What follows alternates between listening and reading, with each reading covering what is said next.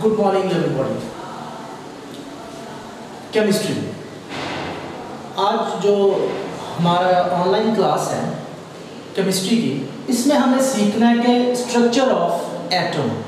Structure of atom means कि atom, क्योंकि इस दुनिया में जितनी भी चीज़ें बनाई गई हैं वो सब एटम से हैं, और जब एटम से हैं तो एटम की कोई ना कोई तो वजह है, कहीं ना कहीं से ये तो निकला है, कहीं ना कहीं से मिला है कि एटम आया कहाँ से है, एटम की वजह क्या थी, किसने दरियाफ्त किया।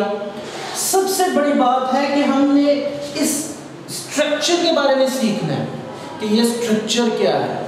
सबसे पहले एटम ताल्लुक रखता है, क्योंकि एटम में तीन चीजें हैं हमारे पास, इलेक्ट्रॉन,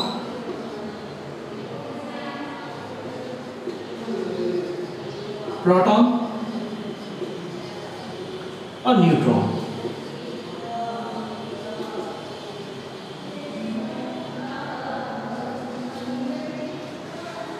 तीन चीजें, इलेक्ट्रॉन, प्रोटॉन, न्यूट्रॉन।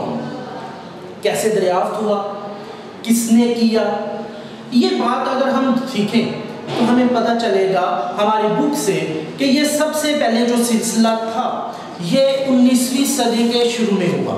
19वीं सदी के शुरू में ये था कि एक साइंटिस्ट जिसका नाम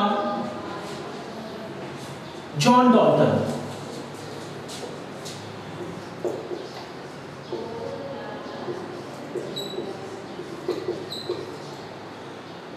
जॉन डॉल्टन ने 19वीं सदी के आगाज में एटम को दरियाफ्त किया। अब जब एटम को दरियाफ्त किया तो उसने एटम जो था वो लतीनी जुबान का लफ्ज यानी कि लैटिन में इसे दरियाफ्त किया। तो लैटिन में इसका जो मतलब है वो है एटमॉस। लैटिन में एटम को क्या बोलते हैं हम, एटमॉस।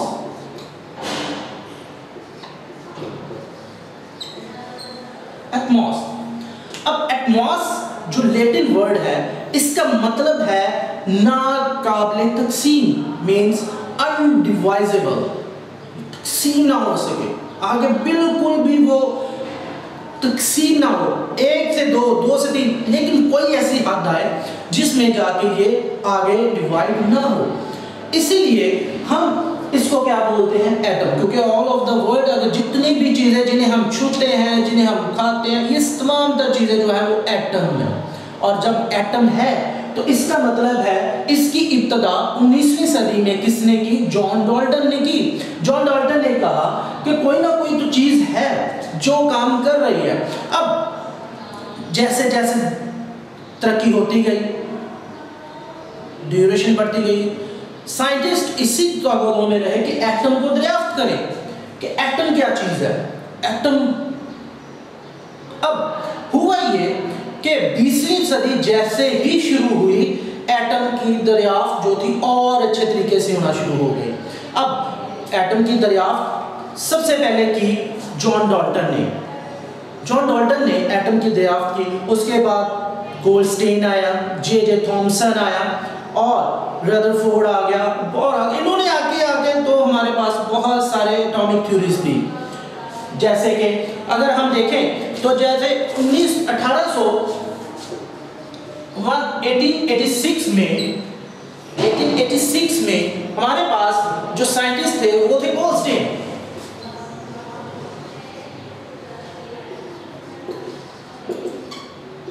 गोल्डस्टीन ने 1886 में सबसे पहले पॉजिटिव चार्ज वाले पार्टिकल्स, अब पॉजिटिव चार्ज जो था वो था प्रोटॉन पे, प्रोटॉन दरियाफ्त किया किसने, गोल्डस्टीन ने 1886 में। अब ये तो दरियाफ्त हो गया प्रोटॉन। अब उसके बाद जैसे ही दौर बढ़ता गया, थोड़ा सा ऊपर जाए तो 1897 में हमारे पास एक और साइंटिस्ट आए जिनका नाम था जे थॉमसन। जे थॉमसन ने देखा, उसने सर्च की, उसने देखा कि भी हमारे पास तो एटम में बहुत सारी चीजें हैं। उसने एक और चीज दरियाफ्त कर दी, वो थी इलेक्ट्रॉन। अब इलेक्ट्रॉन भी दरियाफ्त हो गया, प्रोटॉन भी दरियाफ्त हो गया, पीछे रह गया हमारे पास क्या, न्यूट्रॉन। तो न्यूट्रॉन के दरियाफ्त के लिए हमारे पास और ज्यादा मटेरियल्स और ज्यादा आने शुरू हो गए कि न्यूट्रॉन्स किसने दरियाफ्त किया। जैसे जैसे जैसे जैसे वक्त गुजर गया, जैसे कि हमारे पास देखिए ड्यूरेशन 1886 में सिंपल प्रोटॉन हमारे पास आ गया। उसके बाद जैसे 1897 आया तो हमारे पास इलेक्ट्रॉन हो गया। अब जब न्यूट्रॉन की बारी आई तो इसमें हमारे पास बहुत ड्यूरेशन लगी, वो आ गया 1932 में। 1932 में हमारे पास न्यूट्रॉन को दरियाफ्त करने के लिए एक साइंटिस्ट था जिसका नाम था चेरविक।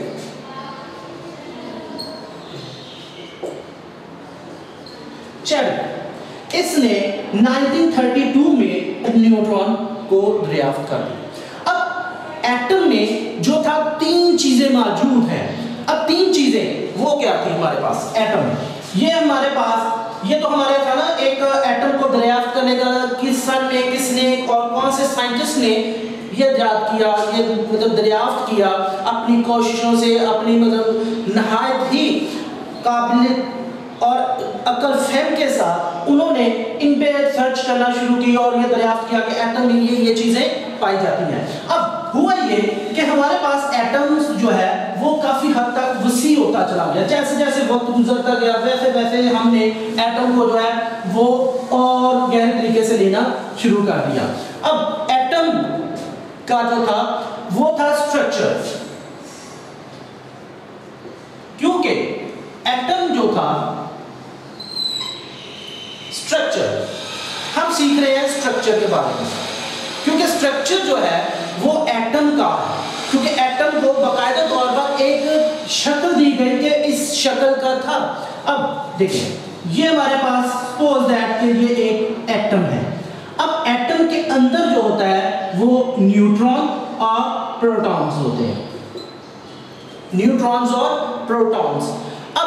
न्यूट्रॉन्स और प्रोटॉन्स तो इसके अंदर चले गए, लेकिन एक तीसरी चीज भी हमने सीखी थी, वो थी इलेक्ट्रॉन्स की। तो इलेक्ट्रॉन्स जो होते हैं वो हर शेल्स में मूव करते हैं, हर शेल्स, ये शेल्स है। अब शेल्स में मूव करते हैं। इसी के साथ हम थोड़ा सा टॉपिक को और आगे बढ़ाएंगे। देखिए हमारे पास न्यूट्रॉन्स, प्रोटॉन्स और ये जो है हमारे पास क्या आ गया, इलेक्ट्रॉन्स भी आ गए। अब इलेक्ट्रॉन्स, न्यूट्रॉन्स और प्रोटॉन्स हैं। अब हमारे पास इलेक्ट्रॉन्स, न्यूट्रॉन्स और प्रोटॉन्स, सपोज दैट अगर हम किसी भी एटम के बारे में सीखना चाहें तो हमें उसका एटॉमिक नंबर याद रखना चाहिए। जैसे सपोज दैट हमारे पास काफी ज्यादा में पीरियोडिक टेबल, जैसे कि हमने सीखा हुआ है कि एक पीरियोडिक टेबल होता है।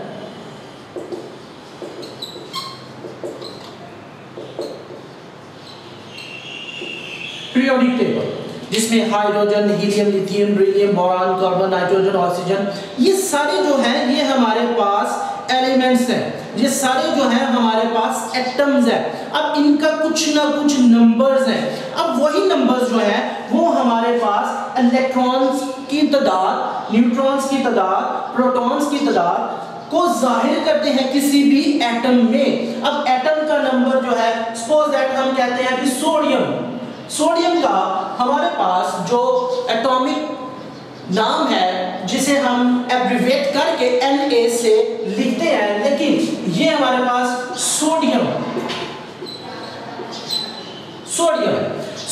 को हम Na से जाहिर करते हैं। अगर इसका एटॉमिक नंबर लें तो वो हमारे पास जो है वो है 11। अब अगर इलेक्ट्रॉनिक कॉन्फ़िगरेशंस की तरफ हम जाते हैं तो इलेक्ट्रॉनिक कॉन्फ़िगरेशन में हमारे पास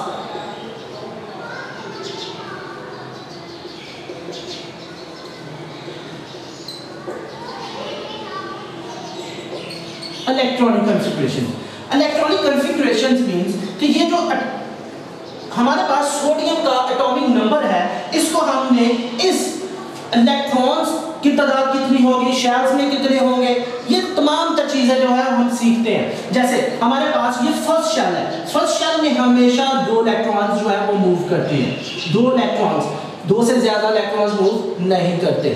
फिर इसके अलावा हमारे पास ये जो है सेकंड जो शेल आएगा उसमें हमारे पास सिर्फ 8 इलेक्ट्रॉन्स मूव करेंगे, 1 2 3 4 5 6 7 8। अब टोटल नंबर जो है वो एटॉमिक नंबर जो है वो हमारे पास क्या है, 11 है। और इलेक्ट्रॉनिक कॉन्फ़िगरेशन में अगर देखें तो ये 2 और 8 को अगर प्लस कर देंगे तो हमारे पास 10 बनते हैं, लेकिन यहाँ पे हमारे पास क्या है, इसका मतलब है एक और शेल बनेगा, एक और शेल में हमारे पास जो है वो आखिरी इलेक्ट्रॉन जो है वो इस पे रहेगा। क्योंकि अब देखें ये जो इलेक्ट्रॉन्स होते हैं